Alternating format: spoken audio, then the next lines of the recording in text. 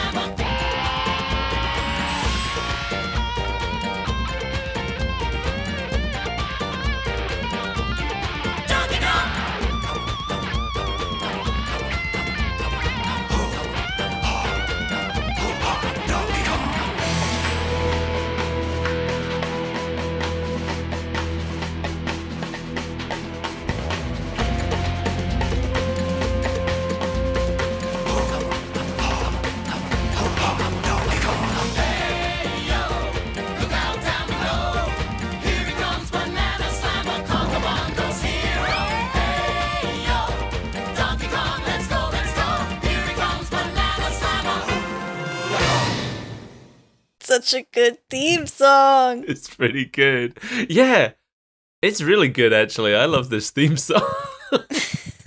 It gets stuck in my head for days. I know. It's probably my favorite thing about the show. It's definitely my favorite thing about the show. I don't think that's a wild claim. We are back again at, what do they call it? Kongo Bongo? They don't call it DKIL, do they? No, this is Kongo Bongo. That's right. That's how you know it's not your dad's Donkey Kong. Wouldn't that be Cranky Kong? Yeah, I guess it would. No, because Cranky Kong... I guess Cranky Kong does live on DK Island now, but he was never... Back when he was Donkey Kong, he never hung out there. Maybe he hadn't established Donkey Kong Island yet. I like that Donkey Kong is just a title that's passed down. Yeah. Maybe one day I'll be the Donkey Kong. Well, I guess it's just like they don't... It's not that it's a title passed down, it's more that it's just like a family name. But they don't call the current Donkey Kong the Third, which would be his actual name, I guess. They should. They should. We know he's Donkey Kong the Third. Nobody knows what happened to Donkey Kong Jr. He vanished. He went out to buy milk one day. He went to buy cigarettes. Yeah. In 1995. So when you retire as Donkey Kong, do you have to adopt an old man monkey name? I think... Alright, this is just like fully headcanon now. I don't think there's any confirmation of this. But I guess Cranky Kong's real name is Donkey Kong, but everybody just calls him Cranky because he's become such a curmudgeon in his old age. He's lost the privilege to be a Donkey Kong. Yeah, because now everybody calls his grandson Donkey Kong, so... Yeah. So they gotta call him something else. I mean, I guess we don't typically refer to our grandparents by their first name. No, but we don't usually call them something like Cranky either. Curmudgeon. Old bastard man. I love you, Grouch. I love you, Grumpo. Grumpa. We should do that, though. We should normalize that. We should normalize Poopaw. Yeah, okay. All right. I'm on board with that. Meemaw and Poopaw. So this episode is called I Spy with My Hairy Eye. and it was written by Erica Strobel. I thought we had talked about an episode she'd written before, but I don't think we have. I think we've just talked about her before because some of the information I got about the show came from comments that she had posted online. So she's the one who told the story about how the original writers had been fired because they wrote a really racist and sexist show. So then when the actual writers came in, they had to rewrite everything based on animation work that had already been started for the previous writers' episodes. That's... Every time I watch one of these episodes, I'm like, what were they thinking? And then a part of my brain will be like, they had to work with some hot garbage. They did the best they could. But then still, it wins out in the end where I'm like, what were they thinking? Well, Erica Strobel, also known for writing for the first season of Total Drama Island. She wrote for the animated Tales of the Crypt Keeper and the animated Neverending Story shows. Thanks, Erica.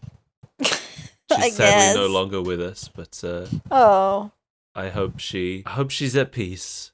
For making us think about the concept of a hairy eye. Yeah, what a strange title. It's a strange episode. Yes, and speaking of the strangeness of it, some of this strangeness may be explained by what I'm about to tell you. Please tell me. So, in production order, this is the 6th episode of the 2nd season and the 19th episode overall. Okay. But this was the first episode that ever aired in the US. Okay. And that's why we're looking at this one now. It's a strange choice to air this episode first. It is. This episode contains a lot of things that were established in previous episodes and do not get explained in this one. I've come to expect that of this show. Yeah, and that's why there is another episode that properly introduces Eddie, for example. Mm-hmm. And there was a part of me that was weighing up, like, this is the first episode that aired in America, but should we watch the episode that introduces Eddie first? But then I thought, I'll opt to, like, we should experience Eddie the way Americans did when it first aired. With him singing one of the worst songs I've ever heard. Yeah, so we'll get to him. But I wanted us to, because we've already got the context for Candy Clone and like most of the other characters that appear here. We know who Bluster is. That's like Bluster's mentioned in this episode. If we were watching this on the first airing in the US, we'd have no idea who Bluster is. No. and he's a plot point, but he doesn't appear. It happens entirely off screen. Yeah. Yeah. Just like, I don't know what possessed them to air this one first. But anyway. Especially because they're going to later create Candy Clone. I know. Yeah, this episode aired in France on January 1st, 1997 to ring in the new year. Oh boy. And in the US it aired on August 15th, 1998. Close to your birthday. Yeah. Just for you. What a great birthday that would have been. Yeah. So we open with Donkey Kong and Diddy babysitting the crystal coconut, which again is, I guess, not explained at all to American audiences. It's just here. Yeah. I know we've mentioned in a past episode that the crystal coconut doesn't really have a specific function. It just is the MacGuffin. So people are going to watch this episode and be like, oh, it grants wishes, and then it'll never do it again. It's so funny because, yeah, Donkey Kong wishes he had a banana, and the crystal coconut grants his wish. And DK and Diddy are both surprised by this. They don't seem to know that this was a function of the crystal coconut. We didn't know. No. Like, this is like the fifth time we've watched this, and we didn't know. Is it just that nobody has ever wished for something in its presence before? So they just didn't know it could do that? That can't be true. It's just because it's not like it was a one-time thing that just happened to happen. It's the whole conceit of this episode. Yeah, it continues to grant wishes. Yeah. And I'm sure it won't do it anymore after this episode. I'm sure it won't. This is the last we'll see. But I'll probably forget, but I'm gonna wanna pay attention now to check if anybody ever says I wish around the crystal coconut again. To like no wishes being granted. Or Like, has it happened before? I don't know. I don't remember. I don't know. Cranky has to have some idea of what this thing does, right? I don't know. I don't know about that. How did he... It wasn't the crystal coconut that made him young in that other episode, was it? No, I think he made a potion or something. Right, just the thing that he does on the side. Yeah, which came back in Donkey Kong 64. I remember that. That was the legacy of that episode, I think. Anyway, yeah, Donkey Kong has apparently only agreed to babysit the crystal coconut because he knows that Candy brings Cranky a banana cream pie every Tuesday.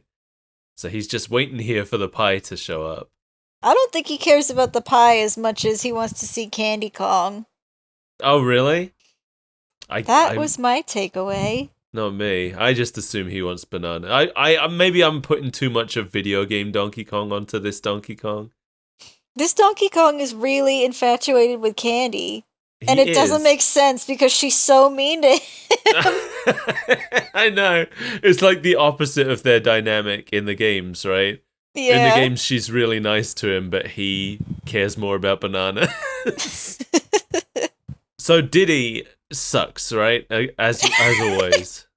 Yeah, that's always been the case about cartoon Diddy. He's just a really bad influence on Donkey Kong. I don't know why they chose to write him this way, but at least it's consistent, I guess. He's consistently a little turd. Yeah. Like, every time there's trouble that's not caused by the Kremlings, it's Diddy. Basically, yeah. And then DK gets framed for it. Always.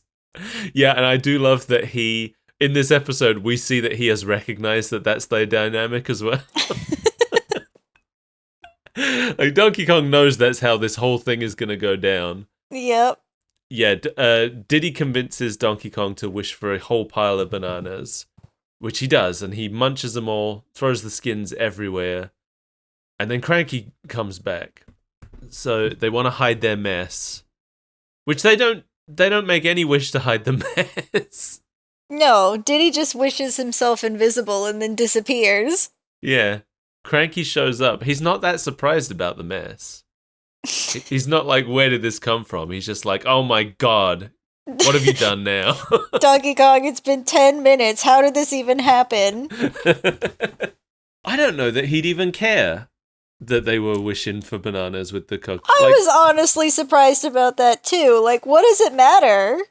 Yeah, like, they don't want him to find out that they've been wishing for bananas, but I think the real problem is just that they've made a big mess in his house. Yeah, there's banana peels hither and yon. But Diddy, now that he's invisible, he immediately starts being a prick about it. Yeah, why is his first instinct to grab a ping pong paddle and try and strike Cranky with it? I know. Yeah, and then he knocks Cranky to the ground and then flees, and DK chases him. Anytime somebody asks me what superpower I would like, I always go with invisibility. But, I don't think it would be to assault people. What would you do with it? Get out of conversations? Duh. They're like, oh, look at that. My car's on fire. And then just turn invisible and go away. Yeah, you can just do that without turning invisible. You can, but like, it adds a layer of mystery. Like, oh look, my car's on fire, and then you turn invisible. Like, one of those steps isn't necessary. I don't know which one it is, but I think they're both necessary, especially if you're soundly indoors and have no idea the status of your car. Yeah, I mean, I gotta leave people with something to chew on, you know? Like, what you just would be happened? doing that for sure, yeah. I don't know that I'd know. I mean, you've explained your plan to me now, so I'd know exactly how to react to it, which would just be No, to I shrug. would use my powers to strike you, yes. Oh, me? Okay. Not random people, but you. Do we have a Donkey Kong and Diddy Kong relationship? Is that what our dynamic is? No, it's definitely not them. No, what is it? I feel like we've had this conversation before. We've definitely encountered characters that have our dynamic before, but... Scratch and Grounder? Well, anyway, the Kremlings are here and they're being dipshits.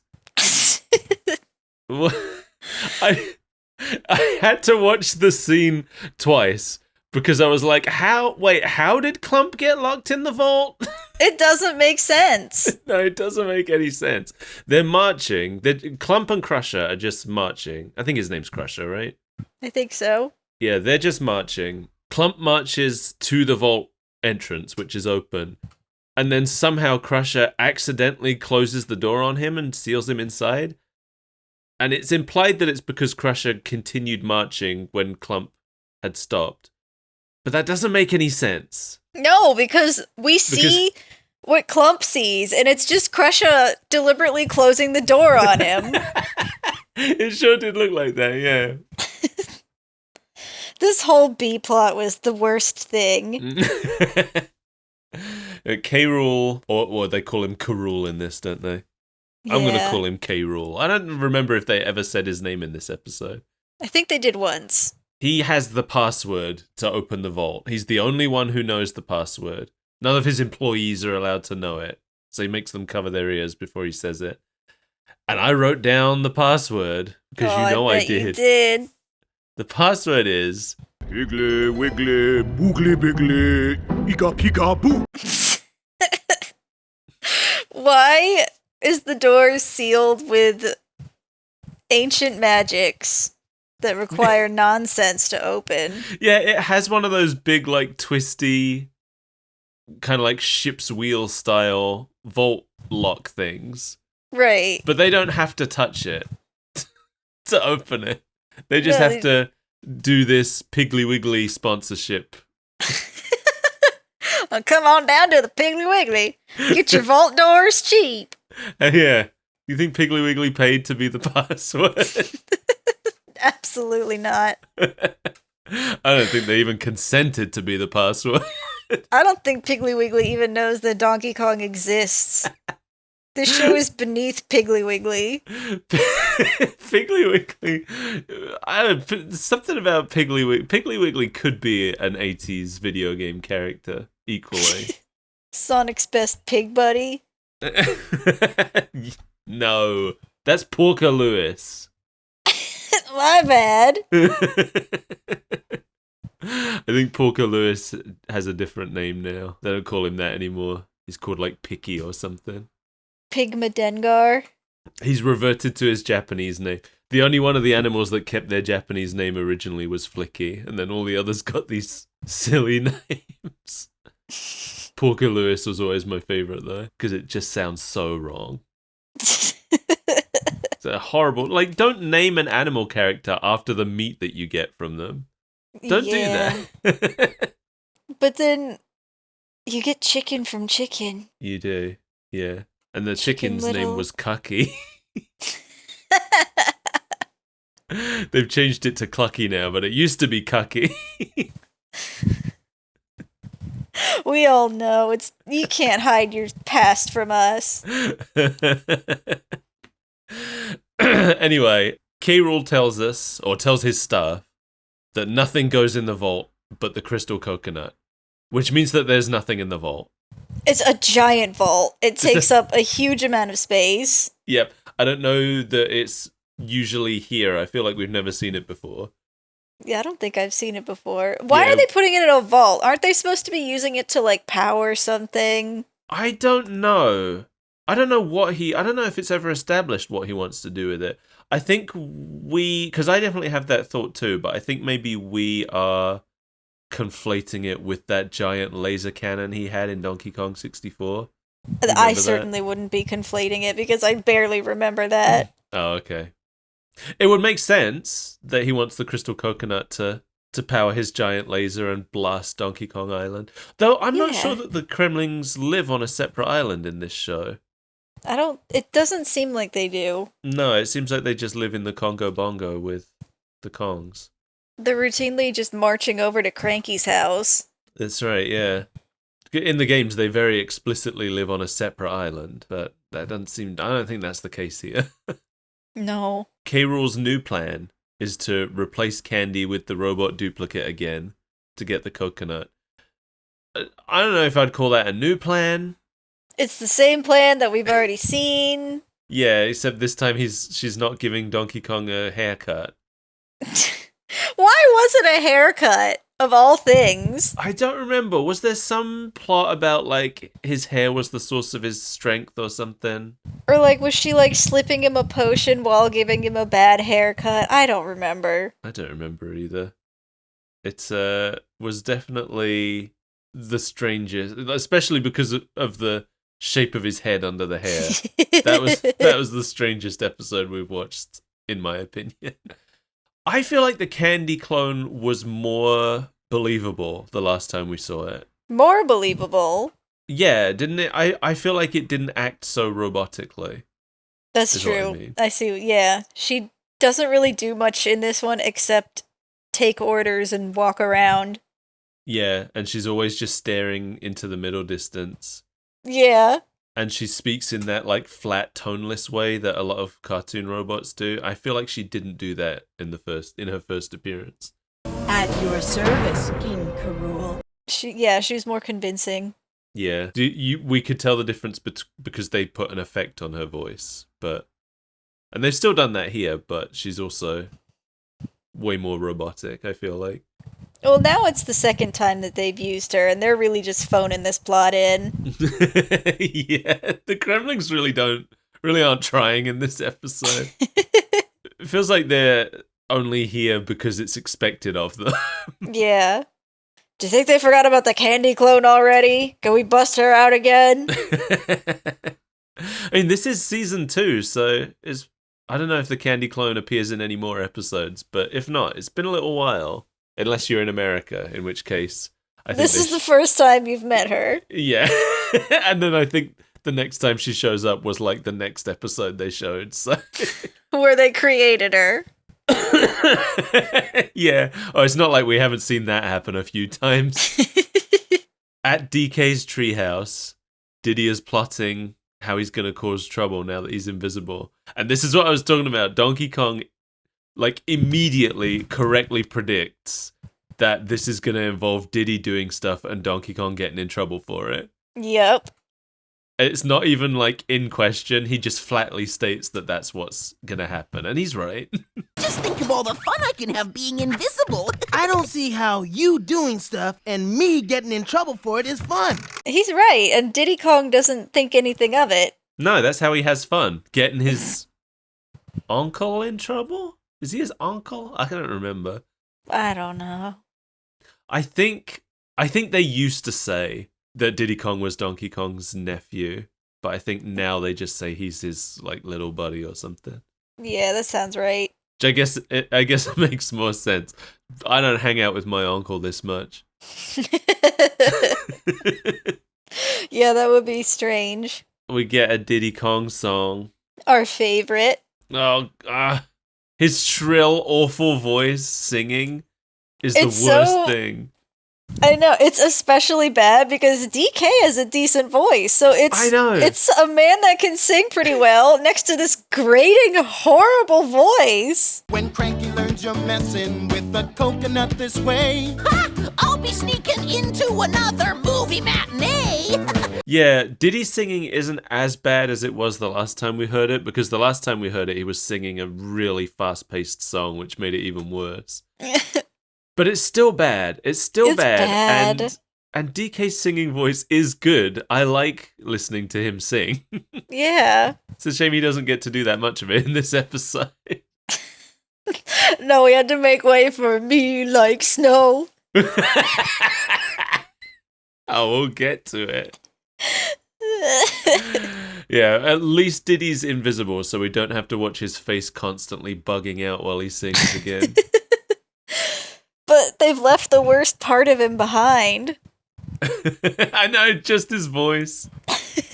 I wonder how much more tolerable Diddy would be if anyone else was doing the voice. So much more. Because this is the same guy who was Yoshi in Super Mario World, and he made me not like Yoshi, and Yoshi's usually one of my favorite characters. So. How do you mess up Yoshi? I know.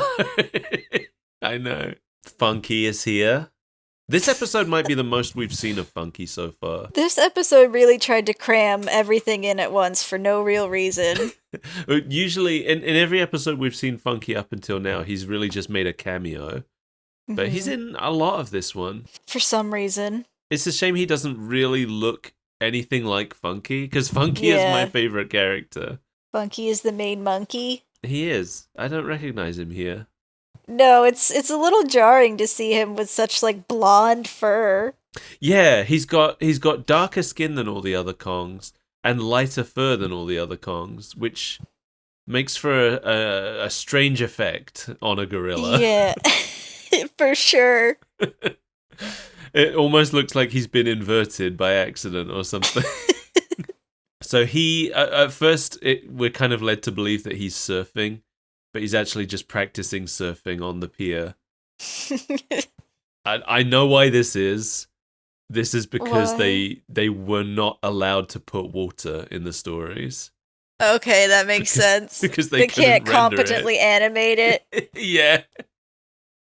Yeah, they couldn't get water to work, so apparently they were instructed that they were not allowed to, even though it takes place on a southern tropical island. They weren't allowed to show the water.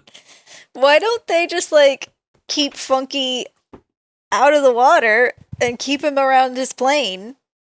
I know. They could just not, I don't know. He's a surfer.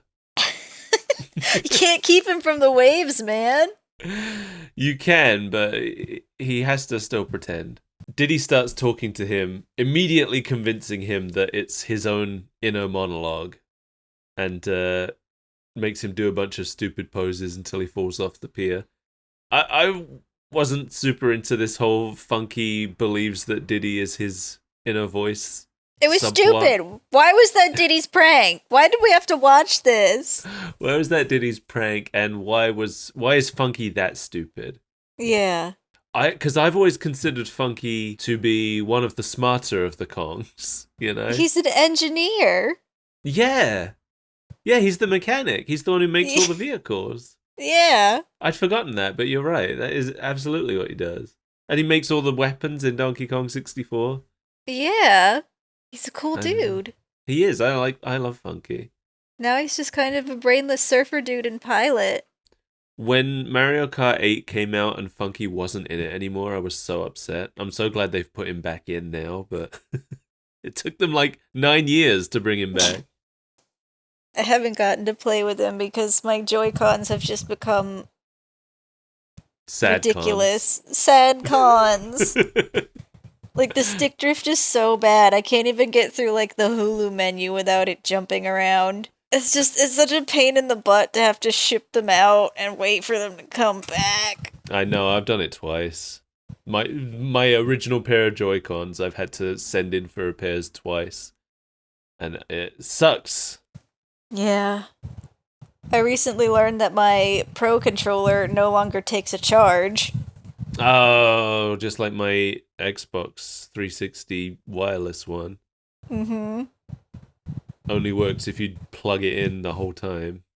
It doesn't even work then. Every now and then I can get it to start connecting. Really? But for the most part it won't take anything. Does it have, I don't have a Pro controller. Do they have a removable battery thing or? I have no idea. I haven't investigated it further. I just found this out I guess it was 2 weeks ago. Right. And then, all of this happened. My life has been in disarray since then. Diddy Kong takes the cake. That should be the name of this episode. No, I'm serious. That would be such a better title than I Spy with My Hairy Eye. Yeah, it's a bad episode title. Yeah, Diddy steals Candy's. They keep calling it a banana cream pie, but it's unambiguously a cake. It's a cake with bananas on it, but they're covered in pink frosting. Yeah, I mean, I'd eat it. Yeah, I know, you're a freak. I assume it's strawberry frosting, and strawberry and banana go together really well. So They do. that's my favorite smoothie combination. Yeah, mine too. DK gets there just in time for Diddy to... I don't know why Candy had put it on a chair outside her house. You mean like cooling a pie on the windowsill for somebody to float on over and take? Yeah, she comes out holding another one and sees that her first one is gone. Like, I just don't understand. It's like, I'm going to leave this cake outside in the elements while I get the other one ready. Clearly it's because there's no furniture inside her house. That's true. Yeah, we get a glimpse inside of this empty shell that she calls a house. Are we sure this isn't the candy clone and she just powers down in the corner? Maybe there are only robot candies. There was never a real candy. Yeah, DK tries to explain that Diddy took the cake. Candy, of course, doesn't believe it at all and says that since DK ate Cranky's pie, she's going to give DK's pie to Cranky. Just making this poor man suffer for no reason, Diddy Kong. I don't know why they're friends. No. He always does this to him. He knows he has an abusive girlfriend and he always triggers some kind of conflict on purpose. What a little shit. I love that Donkey Kong accidentally gives Diddy a very specific set of instructions for what to do to Bluster. What are you gonna do next? Send Bluster to the moon using his delivery rocket? To accidentally shoot him into space on a rocket ship. Yeah, using his delivery rocket that he has to the moon, specifically to the moon. I mean, if you're gonna go to space, there's nowhere else to go but the moon. That's true. Have you ever seen the ending to Donkey Kong Country Returns? I don't think so. Aw. Do you care about spoilers for it? I'm so concerned about it. Listen, anybody who doesn't want spoilers for the ending to Donkey Kong Country Returns. I might have talked about this before on the show, but it's like one of my favorite game endings ever. But the final boss, I don't remember exactly how it happens, but the final boss like flings you into space and you like end up up above the moon, and then Donkey Kong punches the moon down onto the final boss. I think you have told me that before. It's so good. It's so funny. I love it so much. Because it's like fully played for comedy, which is the perfect way to play Donkey Kong. I think Donkey Kong Country Returns was the first time that I realized that I really love Donkey Kong. Because all the cutscenes with him are so good. They're so funny. Retro really like got their claws into how to make Donkey Kong a really lovable character. Donkey Kong has always been great. He has. I just didn't appreciate it until Donkey Kong Country Returns, I think. Because I always played his games. I've always liked Donkey Kong. But Country Returns is the point where I realized that I loved Donkey Kong. He's not as lovable in the movie as he is in the games, unfortunately. No. Donkey Kong shouldn't speak, in my opinion. Yeah, that was... Well, I like this Donkey Kong. Yeah, but I don't recognize this Donkey Kong as the same guy as the one from the games. That's fair. Like, he doesn't even have the same body type. This is a human in a Donkey Kong costume. So K. Rool's given instructions to the candy clone. She really freaked me out, but I think what made me more uncomfortable is how into it Clump is. Yeah. He keeps eyeing her up. It's weird. He's having some kind of an awakening here. He does demand K. Rool make one in a lady clump. Is that how he words it? He said a lady lizard or something like Okay. that. Not specifically him, but a woman. Yeah, make clump, but just like put eyelashes on it. That's the cartoon parlance for this one's a girl, right? Yeah. Candy Clone shows up at Cranky's with a pie, and he takes it, and then she just like brazenly takes the coconut with Yeah, no. which is exposed itself for some reason. Yeah, well, it knows what's going down. It's like, all right, let's get this over with. I'll make your job easier if you get me out of here. There's when Cranky spots Candy showing up, there's this really dramatic close up of him dropping his broom. Yeah. Candy, I almost forgot. I don't know why. By a few seconds. Like, it made me convinced that the broom was going to come up somehow, like someone was going to trip on it or something. The broom is alive. It was just a really weird shot. And like the way he says her name as well was like, there's just something so surreal about the way that plays out. Maybe they just really wanted us to know that Cranky Kong is the one cleaning up Donkey Kong's mess. Maybe. But he notices, he turns around from setting down his cake, and he notices the coconut and Candy are gone. And he screams for Donkey Kong so loud that DK hears it across the island and runs over. And he's just singed. He's just singed from the waist up. He's covered in dust from the rocket. We don't know what happened at the barrel factory. Donkey Kong starts to explain, but he gets cut off. I think this is like way funnier than actually seeing what happened would be. Yeah, I'm glad they didn't show it. This genuinely made, like, this whole scene I actually found genuinely funny to an extent that I don't expect from this show. Every now and then they get us with a good joke or a good piece of writing. They do, but this scene was like a whole scene of it, because we get that where he just shows up singed and we don't know exactly what happened. And then Candy shows up and there's this scene where everyone is accusing someone else of stealing something and then that person's denying it. And I found that funny too. It just culminates in Diddy accidentally revealing himself when he's denying something. You can explain why Candy stole the crystal coconut? Candy stole the crystal coconut? I did not! You stole my pie! I did not. Diddy stole it. Diddy stole the coconut? I did not! Right. And then for the rest of the scene, everyone just constantly hurts Invisible Diddy every time they make a gesture. And I thought that was funny too.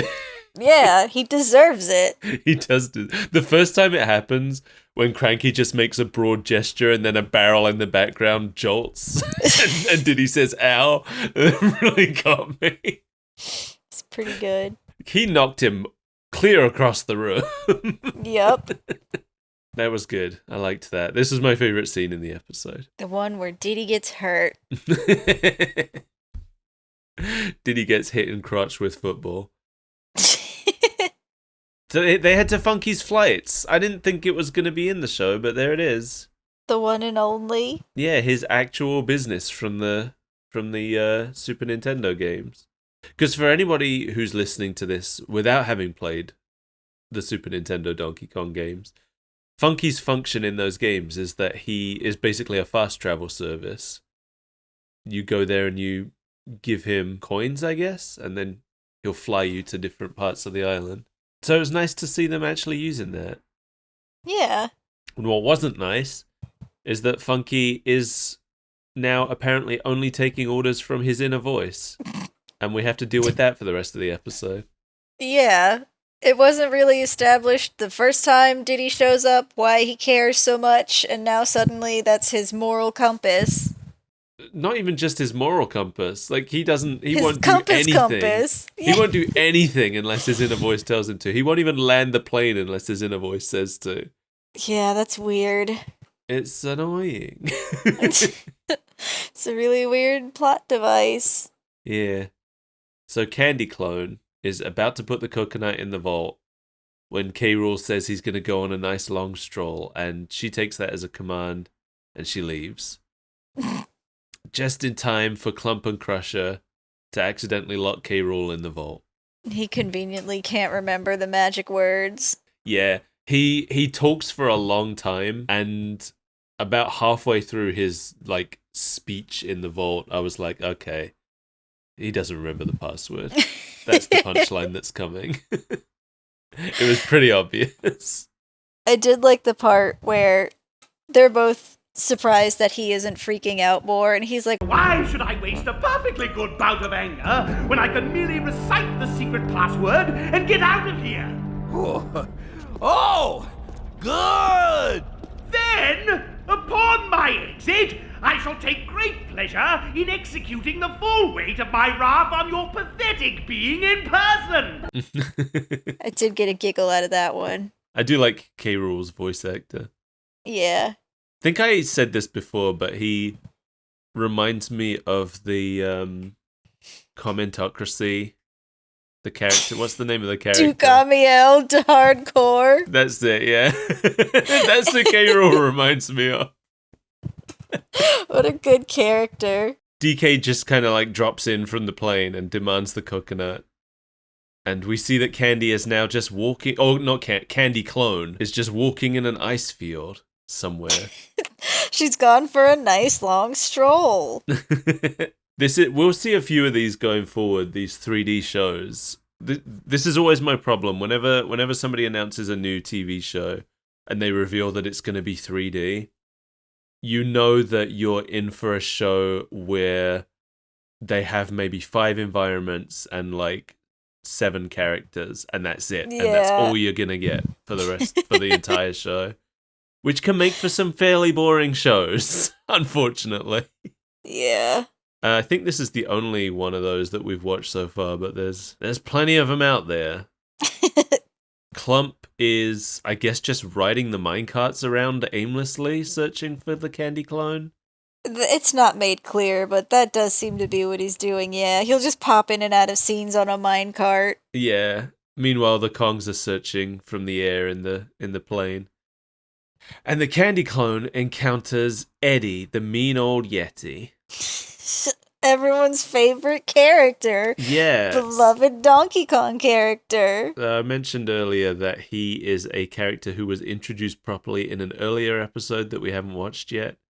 Mm-hmm. But yeah, I wanted us to see him for the first time the way people watching US TV would have. It's pretty confusing. Yeah. Who is this? Because at first I was like, is he a Bigfoot? And he's a Yeti, so yeah. Yeah, and when he's introducing himself in his song, he says, Me not so mean, me not even old. which is a really baffling line when we haven't been told that his name is Eddie the Mean Old Yeti. Right. Because that's his whole name. He's Eddie the Mean Old Yeti. You should get that legally changed. But you can't just lead with that. No. You have to explain that that's his name before you have him say that that's not his name. Well, they did, except in America. Well, yeah, that's true. Yeah, because he's an established character by this point. If we watch the series in production order, I think this is his 3rd or 4th appearance. So we're supposed to know who this is. Yeah. He's got the same voice actor as Funky does. So, not going to talk about that a whole lot. And he sings a song about how much of a crush he has on this candy robot, which just comes out of nowhere. Yeah, it's just a woman has appeared and he's in love with her. Yeah, there really isn't, it's not a good song. It's a terrible song. Me like snow, me like ice, me like you. You are nice. You don't really want a song sung by a character who has, caveman speech patterns. Yeah, it doesn't really tell us anything. It's a really short and repetitive song because it's written by a caveman. It's written by a caveman.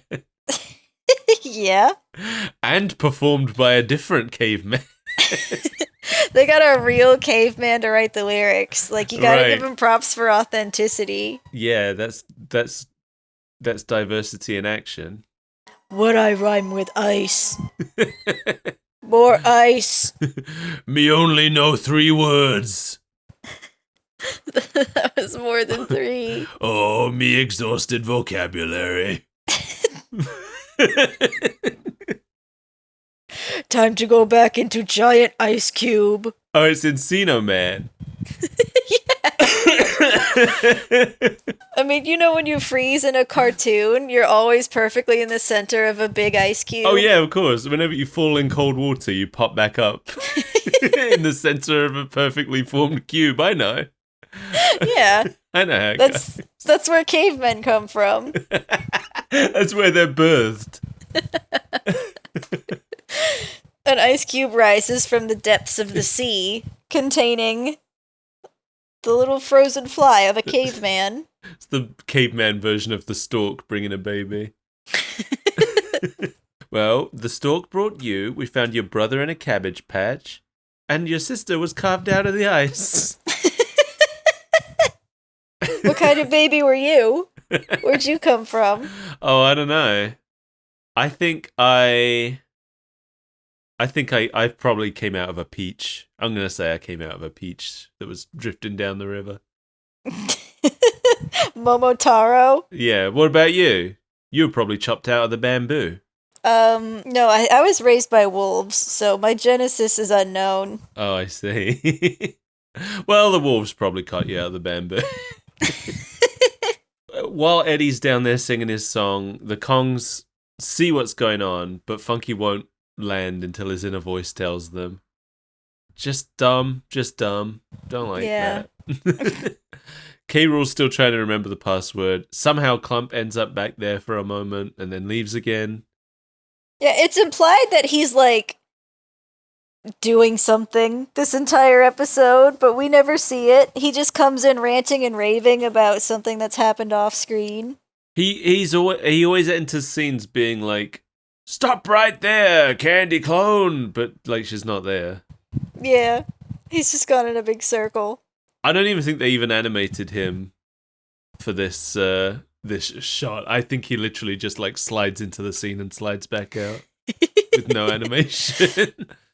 But the Kongs are grappling with Eddie up on the mountain, and Clump is suddenly here now, real fast, and he seems to know what's going on already because he demands Eddie hand over the coconut.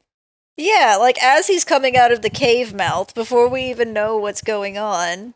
Yeah. Clump could have just not been in this episode, if I'm being honest. I'm telling you, this whole B-plot, just dumb. Yeah, especially because, like, he arrives demanding that Eddie hand over the coconut, but then Eddie just immediately scares him off. He's just gone. It was a necessary scene. And Diddy snatches the coconut from Eddie, wishes to be visible again, throws it to Donkey Kong, and Donkey Kong kicks it all the way back to the jungle. Oh my god, it was the dumbest Deus Ex Machina. But, I will say, very Donkey Kong. Like, this is a punching the moon style ending. It's a different Donkey Kong. It doesn't make sense for this Donkey Kong. It is, and if it was the Donkey Kong that we know and love from the games, he wouldn't have kicked it. He would have punched it. Donkey Kong doesn't use his feet. No, he's got those tiny little atrophied legs. Atrophied legs. He's all about the arms. But this Donkey Kong has human legs, which is one of the things I find the most disturbing about him, personally. Definitely not the most. That would be his hair-shaped skull. You're the one that keeps bringing that up. I'm trying to forget. I can't forget. I see it. I see it now. I close my eyes and I see it. Anyway, yeah, he kicks it all the way back to the jungle. It goes in the window of Cranky's hut, bounces around off the walls and lands right in its holder. I'm okay with it. You're right. It doesn't really feel like it fits in this show, but it does feel like a DK move. I guess. Just felt really sloppy even for this show. Donkey Kong distracts Eddie with the candy clone, who apparently will just take commands from anyone. I think they're just married now. I would love it if she continues to appear in the show as Eddie's wife. I'm sure she won't, but that would Cowards. be great. Yeah, okay. Listen, the Kremlin's made a perfect robot clone of you, but it's okay. We gave it to the Yeti to use as a sex bot. She's more than just a sex bot. They have a fulfilling marriage. It does seem like an oversight to me that the candy clone will respond to commands from Donkey Kong. K. Rool should have thought of that. I don't think anybody thought of anything in this episode. K. Rool says that he's going to make Clump look like a stuck pig, which reminds him of the store Piggly Wiggly. And now he knows the password again. And then he's just out. He's just out. But not really, because as soon as he gets the door open, Clump shows up, and now they're all stuck in the vault. But, like, has he forgotten the password again? Are they actually stuck in there? Or that's why I'm like, why did this scene? Yeah. Why did this scene? I think this whole plot would have made more sense if it wasn't a spoken password. Yeah. If there was a key or something that they could lose. Because a spoken password, I don't know. No, I can't buy that he forgot it. Because it's so long and he said it so with no hesitation the first time. So I don't buy that he forgot it. Right, because it sounded like he's been reciting it. And I remember it. I think. I forgot part of it. Piggly Wiggly. Boogly Biggly. Ika Pika Boo. I think that's it. Okay. I did forget one part though. You're right. It's Boogly Biggly. I was thinking it was Oogly Boogly. So I wouldn't have opened it. I would have been You trapped. would have also died in that vault.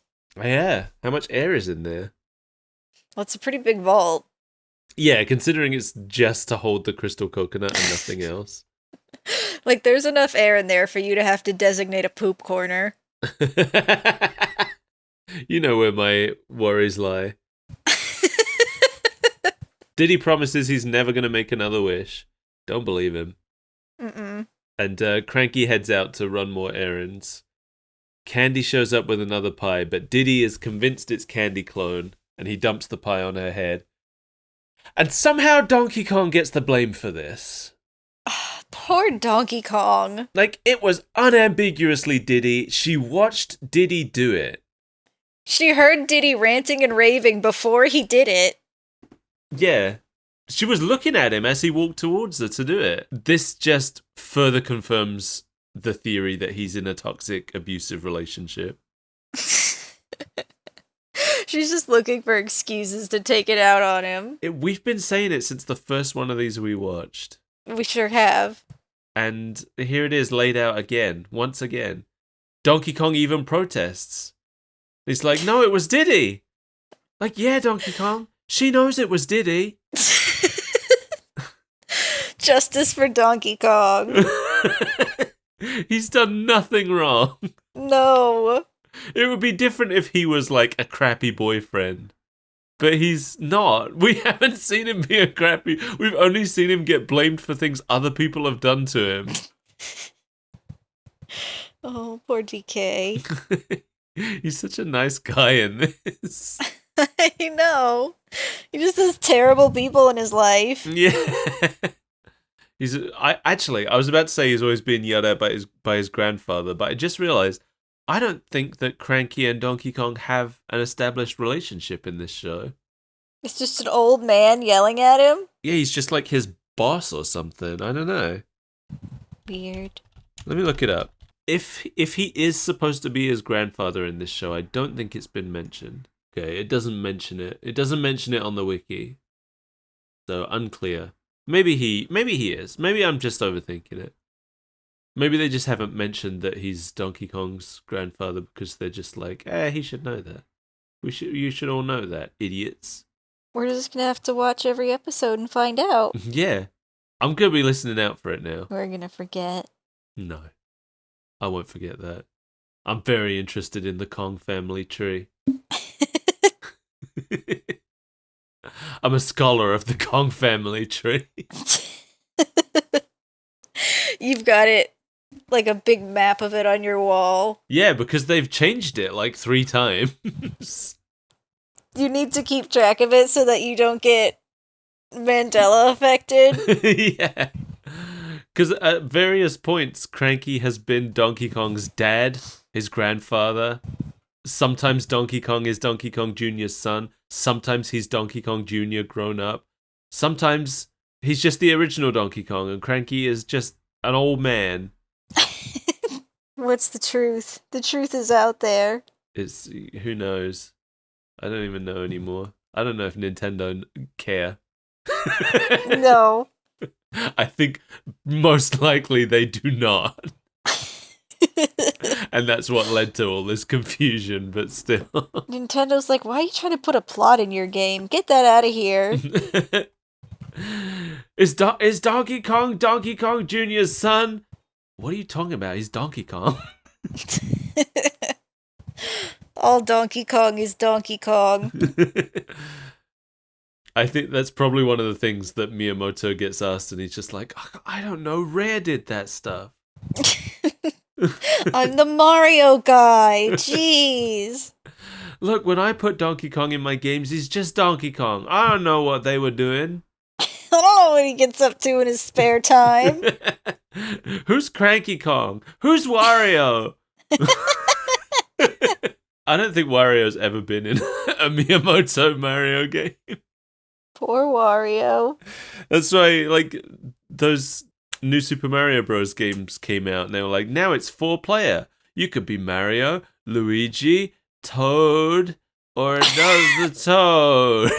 And everyone was like, the only characters we have. Everyone was like, why isn't it Wario and Waluigi? They're even the same colors. It's like, no, yellow Toad and blue Toad. That's good. Anyway. That's the end. We did it. We defeated another instance of Donkey Kong. He threw barrels at us. We punched the moon into this episode of Donkey Kong. I'm going to go ahead and say, you may not agree with me, but I'm going to say that of all the episodes we've watched so far, this was the least like a fever dream. Maybe. It was bad. It was cobbled together in a really stupid way, but I guess it didn't have that je ne sais quoi of fever dream. I think of all the episodes we've watched so far, I think this is the first one that wasn't written around already completed storyboards, which might explain why this one feels a little bit more cohesive and better paced. It's still not, brilliantly paced. That just raises even more questions for me. Does it? Yeah, like, why? Just why? Just why? Why? Like, the B plot is so shoddily written. The A plot is Diddy Kong turning invisible for no real reason. Yeah, which I'm sure the animators loved. Yeah, it's just a bunch of close-ups of furniture. Yeah, the whole Diddy Kong song, he's not on screen, and it's just the camera kind of zooming in and out on the furniture. It's great. Yeah, and then Donkey Kong shows up, so I'm like, oh, I gotta animate this monkey. Oh, he's just all mocap, it's fine. Just put the skin on. Put the monkey skin on and dance. Yeah, I don't know. I think this is my favorite Donkey Kong Country episode so far. You have awful taste. Oh, what's your favorite? I don't even remember the other ones we've watched. There was the haircut one. Right. There was the one where Donkey Kong turns into a baby. I think Kong for a Day might be my favorite, where Diddy Kong is the new Donkey Kong. Oh, right. That one had Dixie in it, didn't it? Yeah. I forgot about that. I don't remember that episode very well, so I can't say. I don't know. This is the one I remember the most at the moment. So it's my favorite. Whatever the one we watched before this was, I liked that one more than this one too. That was the baby one, I think. Oh, okay. Okay, yeah, I liked that one more. Okay, I did not. But, Mel. Is there a legacy? Is there a legacy? You think there's a legacy of this? Of Eddie the Yeti? Are you insane? Are you a maroon? There is, isn't there? Yeah, there's one thing I found. Yeah. In Japan, they did a set of Donkey Kong trading cards, and I'm not saying like Eddie the Yeti, I'm not counting as a legacy of this episode because this isn't his first appearance. But there is an Eddie the Yeti trading card that is very specifically the legacy of this episode. I'm sending it to you now. Me like snow. Me like ice. So it's trading card art of Eddie floating with hearts surrounding him, which is what he was doing when he saw the candy clone in this episode. Yeah. So yeah, it was still so wild to me that this show got a whole bunch of merchandise in Japan. Yeah. I don't know why. Oh, didn't we establish that the reason this show was big in Japan is because they got really big name voice actors for it? That sounds like something they'd do. Yeah, I think that's what it was. I think Diddy was played by like the voice of Sephiroth. No, I think it was what's her name from Cowboy Bebop? Is it Faye Valentine? Or am I mixing that up with Yu-Gi-Oh? Yeah. No, that's my Valentine. That's right, okay. Yeah, I'm pretty sure like Diddy's voice was Faye Valentine, and I think Donkey Kong was some big name as well. And that's why it was such a big deal in Japan. Yes, Diddy Kong was Megumi Hayashibara, who played Faye Valentine and Jessie in Pokemon. Ooh. So yeah, there's still plenty more for us to talk about with this show. So we are far from done with Donkey Kong Country. I would never allow us to stop. What if we reach episode 40 of Donkey Kong Country and we've done every episode they made? Then we start watching the episodes, our episode of us watching it. And giving commentary. And we talk about what we thought about what we thought. Yeah. In an infinite loop. I mean, I've made a list of the episodes that I think... Oh! Cranky is never stated to be DK's grandfather, with the latter referring to Cranky by his name rather than a family title. Okay. Oh. Alright. So yeah, they never call him his grandfather in this one. Wild. That doesn't mean he isn't, though. It just means it's never stated. Just means we don't acknowledge it. I would take that to mean that he isn't, but who knows? Yeah, Swanky Kong and Wrinkly Kong do not appear. Boo! Poor Swanky Kong. He's the most shafted of all the Kongs. He's the swankiest of all the Kongs. I don't really like Swanky that much, but... I just love him is all. No Kong left behind. That's how I feel. Bring them all back. Especially Chunky. But especially Bart. I think these paint fumes are getting to me. Yeah, do you need to wrap it up? Yeah. Okay. Thanks for joining us, everybody. Let's close this episode out before Mel succumbs to the paint fumes. To the sickness. I need to open my door and let the miasma settle elsewhere. Thank you to our patrons, Jamie Core and Mark Kelly. Thanks, friends. If you would like to join them in supporting our show, please head to patreon.com/superbreakfastfriendsclub or coffee.com/superbreakfastfriendsclub. Some places where you can throw money at us and make us dance. No. Just started thinking about Donkey Kong dancing. Oh, we gotta learn that dance. I will never. I'm Skull Pirate Mike. Come check out the things I do on the internet. There are many of them. Some say too many. But I say not too many enough. And I am dying. Mel keeps talking me out of adding more projects to my table. Yeah, because you're trying to do like 16 things at once. They're all gonna be really good. It's gonna be one really good chapter of a story that'll never get finished. It's gonna finish. I'm just saying, focus all of your attention into finishing one project before starting 85. Okay. It's gonna be this one. All my energy on watching every video game cartoon. Oh no! I don't count this as a project. This is just a thing that we do. It's not as much work for you as it is for me. What are you talking about? I just sat in a paint fume miasma for you. Thank you, I appreciate that. I would have done it yesterday, but my entire bedroom was covered in plastic. Perfect. I'll just slide right off.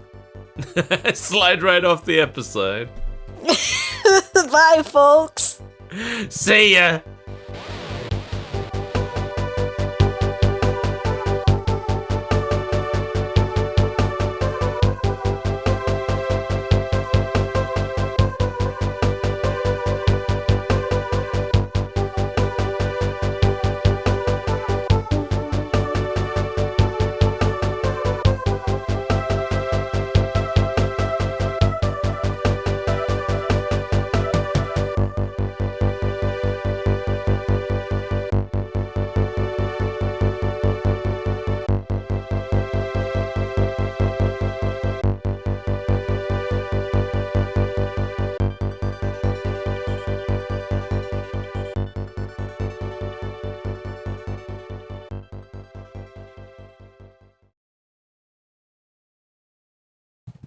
Hey yo, look out down below. Here comes Banana Slammer. Kongo Bongo's hero.